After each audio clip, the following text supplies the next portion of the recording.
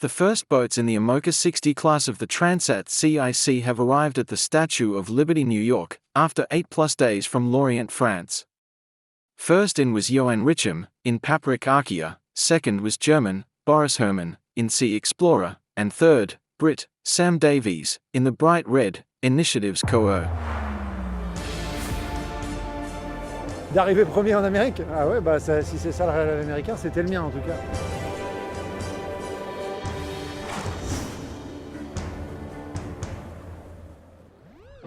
On va couper la ligne dans 20 secondes. 8 jours, 6 heures, 53 minutes et 32 secondes, c'est le temps qu'aura mis Yo-ann Richomme pour rallier Lorient à New York, avec à la clé la victoire dans la catégorie Imoca sur cette 15e édition de The Transat CIC. C'est bon ça! Allez, une autre victoire en Imoca, trop cool, merci à toute l'équipe. C'est un boulot fantastique là tout l'hiver. 13 heures plus tard, le voici en baie de New York, sous le soleil et sous le regard de la Statue de la Liberté. C'est quelque chose que j'aurais aimé accrocher à mon palmarès et aujourd'hui c'est une réalité, mais c'est vrai que ça paraît un peu surréaliste. En plus le temps de course est super court. J'ai l'impression qu'on est parti hier de Lorient. Le skipper de Paprec Arkea réalise là un nouveau temps de référence, battant de plus de 4 jours celui d'Armel Lecléage, vainqueur en 2016. À ses côtés sur le podium, l'Allemand Boris Herrmann, deuxième. Finish! Finish! Wouhou! J'étais très motivé à faire cette course, essayer le bateau dans des conditions engagées, et ça on a fait, et ça s'est bien passé, donc ça donne beaucoup de confiance pour la suite. Et l'Anglaise Samantha Davies. Super! Troisième! Wouh! C'est trop bien, troisième de la Transat CIC. Oh yeah, really happy. It's the first big podium in the Imoca class for me. La marina de 115 à Brooklyn commence à se remplir et les pavillons de The Transat CIC battent le plein devant la skyline de Manhattan. Pendant ce temps, en mer, les marins en Imoca défilent sur la ligne d'arrivée au large de New York. Terminé dans peu de vent, mais avec du soleil. En classe 40, près de la zone de protection des cétacés, Ambrogio Beccaria tient toujours la tête de la flotte, mais a vu son avance largement se réduire. Jan Lipinski est revenu à moins de 2000 nautiques. Les monocoques font quasi tous route vers le nord pour éviter une zone de vent soutenue.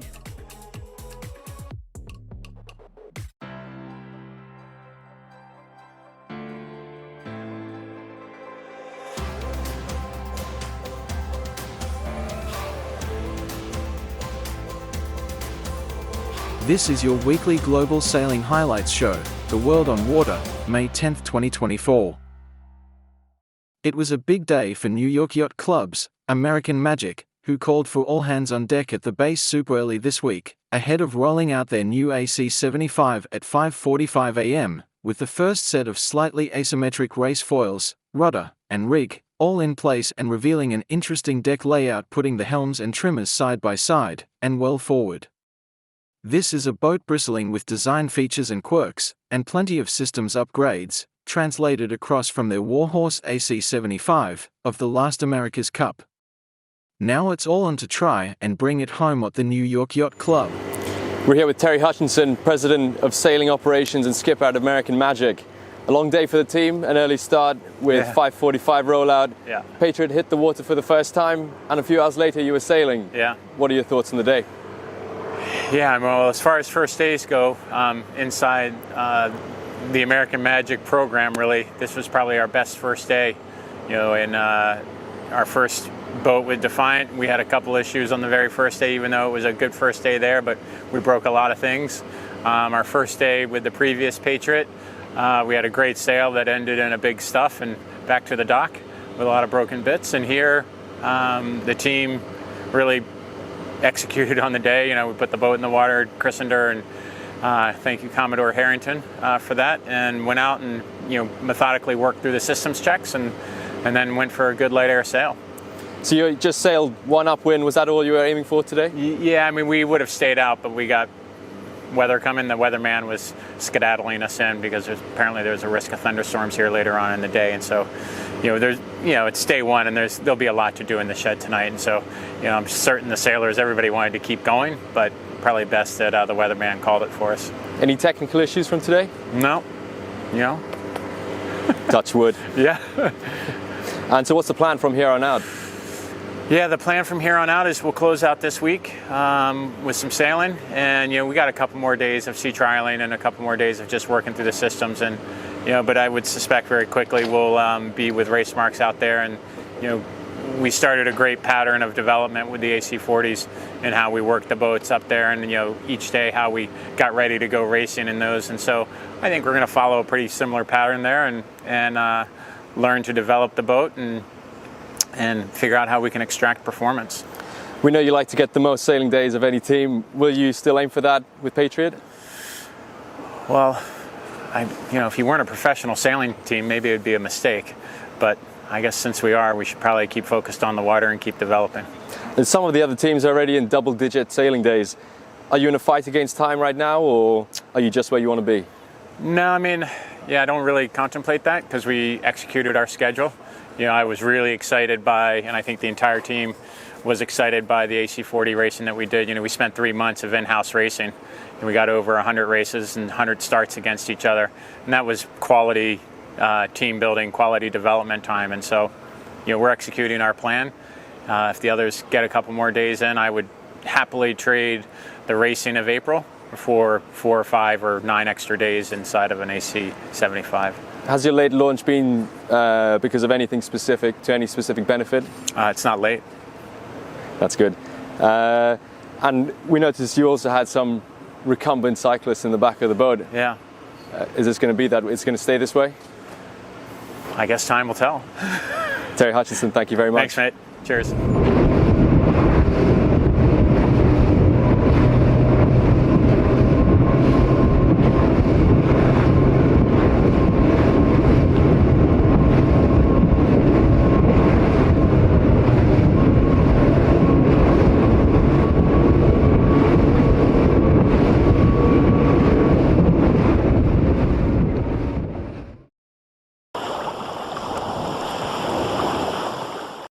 After 3 good races on day 3 on the Bay of Palma, each with a different winner, Andy Soriano's brand new Allegri leads the 52 Super Series Palmavila Sailing Week, but only a tie-break ahead of Doug Devos's Quantum Racing powered by American Magic. With Aussie Olympic medalist Will Ryan and Brit NYYC Asher combining on strategy and tactics, and the owner Soriano steering, Allegri won the second race of the day, complementing a second in the first contest and a third in the third, scoring best in the fleet. Good morning, welcome to the Rail Club Nautico de Palma. This is day 3. The dock here is awash with energy. There's 3 races expected, a great forecast. Let's go racing. First race of the day starts in 12-13 knots of breeze. Breeze is building on the upwind. Quantum Racing start nicely in the middle of the line. Good pace and good positioning. Sled go out to the right on the upwind. Also had a good start. Top markets, Quantum Racing lead round. Sled in second. Preveza just a little bit tight on ley line hand. Keep Paprec wide. Big shift on the second downwind. Quantum hold on. Allegri make a gain downwind and just chase them through the line to get second. Nice gain for Interlodge, get up to third, and Preveza through in fourth. So second race of the day, most breeze we've seen so far, 15 knots off the start line. Good start from Andy Soriano on the pin end of the line on the Allegri. They stay left on the upwind, lead round the top mark from Preveza with Interlodge third. That's the order all the way through the race. Great race, but it's Allegri. First race win for the brand new boat. Second are the Preveza, and third Interlodge.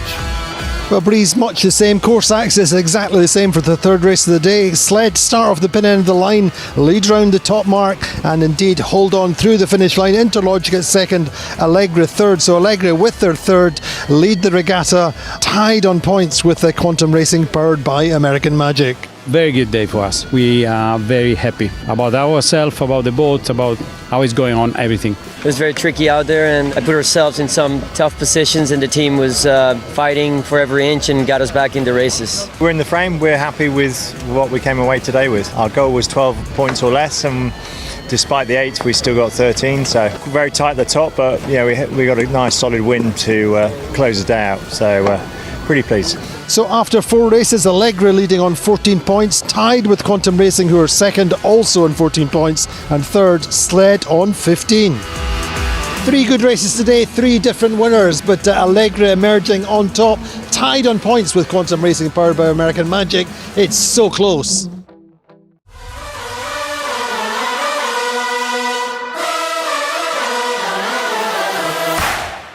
Day 4, the penultimate day of racing. Well, unfortunately, no racing today. Over 30 knots and big building waves. Definitely the right call. Start of the season. I mean, we've got a brand new boat, but a lot of the other teams, lots of changes over the winter. So when you go out on a day like this, you're going to break stuff. Too much to go racing, but we made good use of the day. Our sustainability programme carries on. Here in Palma, every single day we are doing something different. Another really impressive stuff what we did yesterday, there was the underwater cleanup. Because, that's one of the things we started doing, I think, 2 or 3 years at Menorca. But what we found yesterday, that was really unbelievable. So much, and sorry for using the wording, but it was really like, oof, that's the truth. And, when we're saying, okay, we have to have a deep dive into sustainability, I think, the images we saw yesterday, there was really a deep dive into shit.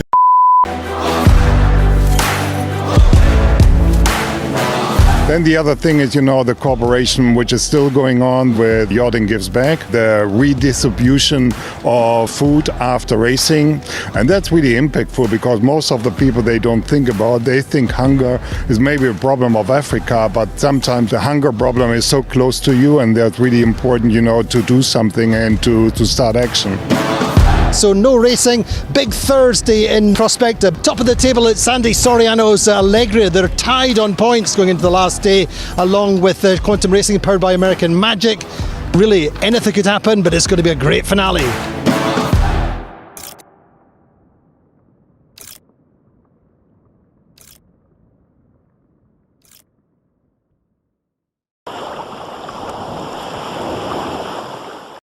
The 55th edition of Antiga Sailing Week attracted 88 boats from 20 different countries and 750 crew from all over the world. Antiga Sailing Week is one of the most celebrated regattas in the sailing world. The 2024 edition added another great chapter. The racing through the classes was fierce and the camaraderie was strong. Light winds gave a gentle start to the regatta, but that built to a full-on foam up by the final day. The Lord Nelson Trophy is the biggest prize at Antiga Sailing Week, and is adorned with the names of famous race boats over 7 decades. 2 boats have won the famous trophy 3 times in previous editions: Larry Ellison's Far Maxi Sayonara and Sir Peter Harrison's Far 115 Sajana. For the 55th edition of Antiga Sailing Week, the JA122L Ocaso has joined that elite club. Chartered to British couple Tony and Sally McFly on El Ocaso lifted the Lord Nelson Trophy in Nelson's Dockyard Antigua for the best performance at Antiga Sailing Week. "I am feeling just fantastic," exclaimed Tony Mack. "This is a lovely place to come sailing. I have been to World Championships and I have never been to a prize giving like this one. The message to anybody is that if you can come and race out here, do it. Antiga Sailing Week is great fun. You hope to surround yourself with good people, and we have a golden rule that if we do well it is always a team effort. If we do badly it is down to me, the blame culture stops there. This has been very much a team effort, everybody worked so hard. We won and lost races by seconds, it was ever so competitive, and that makes it mean a lot. In Class C SA1, winning the Curtain Bluff Trophy, and the Ricochet Trophy for Best American Yacht, was Woody Cullen's Swan 58 Wave Walker. Winning the Coeur Trophy for second, was Sir Hugh Baylor's local Far 45, Rebel. Adrian Lee's Swan 60, Lee Overlay Partners 2, from Great Britain was third. "A super experience," commented Wave Walker's Woody Cullen. "We worked really hard as a crew getting the boat ready and in training. We put a lot of effort into this and it just feels super." CSA 2. Winning the English Harbour Rum Trophy and also the Fletcher Trophy for Best British Yacht was McFly on El Ocaso, GBR. Second in CSA 2 was Ed Bell's Dawn Treader, GBR. Richard Matthews' ST370 holding pattern, GBR, was third. After a wonderful final prize giving, Asher Otto and Itchy Feet played a live set on the main stage, followed by the after party, with DJ Charlie spinning the tunes until the early hours. We look forward to seeing everyone again next year at the 56th edition of Antiga Sailing Week in 2025.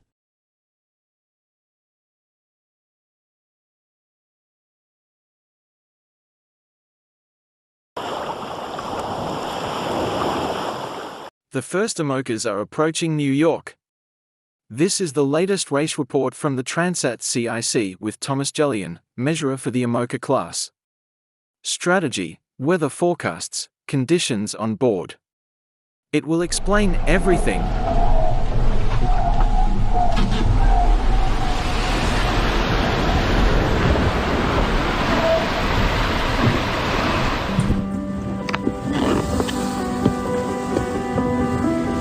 On navigue dans du coton. Lever de soleil sous le brouillard. Ça fait du bien de sortir la tête dehors et d'ouvrir les portes. Voilà, ça glisse le long de la zone des glaces. Ils sont sortis du vent très fort et ils ont eu des conditions plus maniables à la fois de vent et de mer. 2 jours d'un grand bord assez portant dans des conditions qu'on imagine quand même beaucoup plus agréables que ce qu'ils ont eu auparavant. Alors je m'appelle Thomas Julien et je suis un des mesureurs de la classe Imoca. Là, gros changement encore d'ambiance. Il fait 5 degrés. Il y a un brouillard, mais c'est comme la fumée par-dessus. Ma nièce me posait la question hier soir de savoir si j'allais passer pas loin du Titanic. Ben, en effet, c'est le cas. Moi, je suis en train de passer une quinzaine de milles au nord. On m'en avait parlé de cette zone. Alors, elle est surtout réputée pour ses courants violents. Mais la transition entre la température de l'eau d'un côté et de l'autre du Gulf Stream, c'est assez hallucinant. Cette nuit, je me suis bien arraché. J'ai fait pas mal d'empannage. Je sais pas si c'était payant. J'ai l'impression que ceux derrière revenaient un peu, mais ça c'est toujours moi. J'ai toujours l'impression que les autres reviennent, que moi j'avance pas. La nuit a été super éprouvante. J'ai eu plein de manœuvres à faire.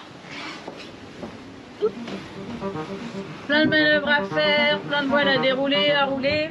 Depuis hier, il y a sur la tête de la flotte pas mal d'empannage le long de cette zone, donc on imagine pas mal de boulot pour eux. Il y a dû y avoir beaucoup de manœuvres, des transitions, des changements de voile, tout ça en essayant de se placer au mieux pour la dernière séquence de course qui va les emmener maintenant jusqu'à l'arrivée. On est un peu à travers à la houle, pas tout à fait, donc on en bénéficie un peu, ça vole tout le temps, c'est assez haut sous 10-0. Voilà, petit replacement stratégique, j'espère que j'ai pas trop perdu sur ceux de derrière. En tout cas, ça bombarde. Sam et Malikia qui vont bien. Pour Charlie, il a un peu décroché là. Je pense que ça va pas être facile pour lui. À ce petit jeu-là, il semble que Yo-ann Richomme ait assez bien réussi à garder son avantage. Sur le grand bord de portant, là, il a pas mal creusé avec ses adversaires et dans le même temps, Charlie a perdu un peu de terrain. Donc c'est à se demander s'il n'a pas un petit souci technique à bord. C'est difficile à dire et comme ils n'ont pas communiqué, on peut que spéculer. Je suis coude à la portière, comme on dit. Tranquille. Ça défile. Longtemps que j'ai pas envoyé de vidéo, mais ouais, il y a eu pas mal de... J'étais assez occupé. J'ai eu quelques petits soucis techniques, mais qui sont réparés, donc ça c'est cool. Le vent est hyper instable, mais ça glisse. C'est chouette.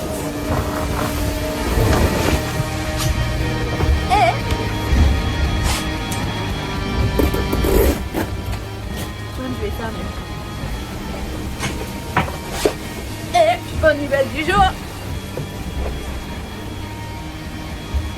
Ça c'est moi, en train de passer devant Charlie Dalin. Ouais, je sais qu'il a les problèmes, mais quand même. Du coup, Boris et Sam en ont profité, ils n'ont pas demandé leur reste, et ils ont profité pour dépasser Charlie. Sam fait elle est la première à faire un décalage au sud, et elle empanne longtemps avant d'arriver à la limite de la zone interdite. Alors que Yo-ann, Boris et Charlie, eux, ils vont taper jusque là où ils peuvent avant d'empanner et de repartir au sud. Ça a l'air quand même assez payant pour Boris par rapport à Sam. Ce petit décalage au sud de Samantha, Boris lui a quand même pris pas mal d'avance.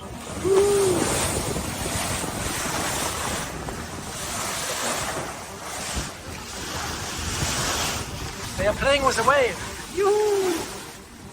Dernier soir sur The Transat. Ah, j'ai Boris qui est pas très loin, une vingtaine de milles de temps en temps, ça dépend des bords et des contrebords. Il nous met sous pression. C'est bien, hein, c'est la régate, mais j'aurais préféré arriver encore plus détendu. Il a fait un dernier petit décalage sud par rapport à Boris. Je pense qu'il veut vraiment rester au vent de Boris pour pouvoir contrôler. Et du coup, il pourra abattre un petit peu plus et il aura un angle un peu plus favorable sur la fin par rapport à Boris. Et je pense que c'est vraiment ça qu'il a cherché à faire. Il a peut-être perdu un peu de terrain en distance directe en faisant ça. Mais ça paraît quand même assez malin pour la suite du programme. Il est là. Regardez-moi ça. Un petit soleil qui apparaît derrière nous. Aïe aïe aïe, ça fait vraiment trop longtemps que j'ai pas vu le soleil. La mairie d'huile. Allez, Freud, j'étais rentré, ça sert à rien dans ce temps-là. Et voilà, on profite du beau temps. Un peu trop calme, mais au moins pour faire une petite toilette. La pétole, je déteste ça. Je suis mauvais là-dedans. Je préfère quand il y a du vent, moi. C'est dur la pétole, c'est dur. En plus, c'est fatigué, t'as envie d'aller te reposer. Bah non, faut pas dormir parce que mètre après mètre, il faut avancer, grappiller. Voilà, juste à côté de moi là-bas, eh ben, il y a le voilier massif de Charlie Dallard. Pour lui aussi, ça va être dur. Hein. Mais une des spécificités pour pas mal de raisons de cétacés, de trafic maritime, la ligne est très loin de la terre. Donc ça va être un passage de ligne un peu spécial parce que ça va être un passage de ligne virtuel entre guillemets. Et donc après il leur reste une centaine de milles de navigation. Ils arriveront, je pense, dans la nuit new-yorkaise. Ils seront accueillis par les lumières de la ville.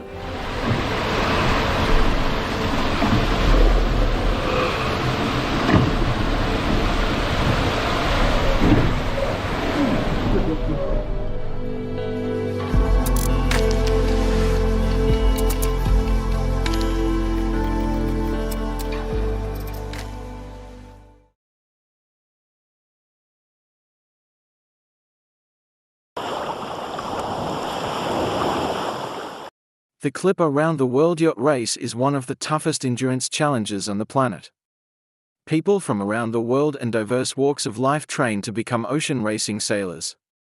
This unique, epic event sees teams battle extreme conditions as they race more than 40,000 nautical miles in a true test of fortitude and determination. It was an exciting start with a stiff breeze and a small but lumpy sea state. The crew on Ha Long Bay, Vietnam, as you can see, are committed to making this leg to Panama a competitive one. My name's Helen. It's day 3 and it's getting a little bit warmer, which is great because the first few days were all a bit nippy. Things to play for because all the boats are really close together. Qingdao was at the front to start with by a little bit of margin and now it's fallen quite a bit behind. So it just goes to show that even the best can slip behind. So we're all on it. Cam's keeping us in order and Bob's making sure that we're doing the right things.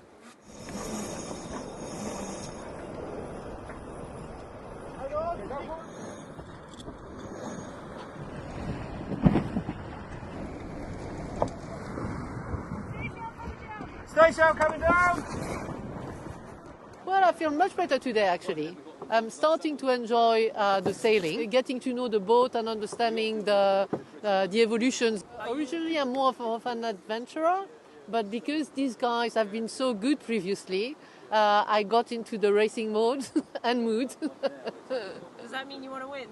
Of course I want to win.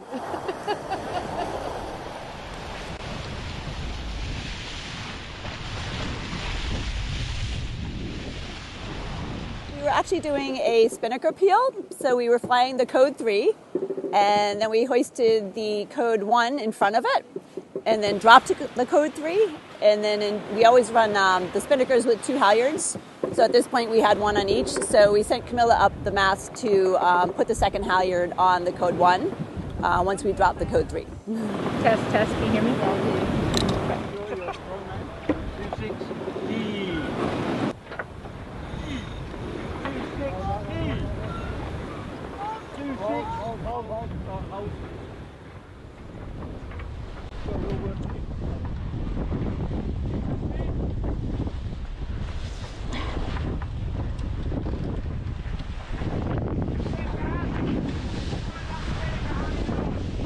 the sun's out today, so it's really been a pleasant day. We got the kite up, so it's a lot smoother ride. I'm really enjoying that part.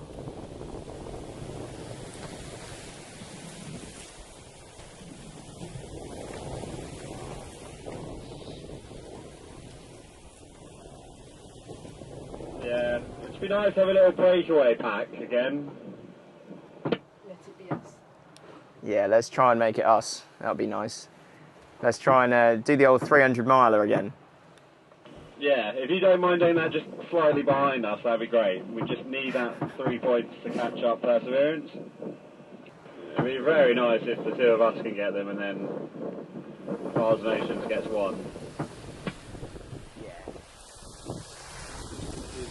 Saw some jellyfish, probably millions and millions upon jellyfish on either side, like a colony of them.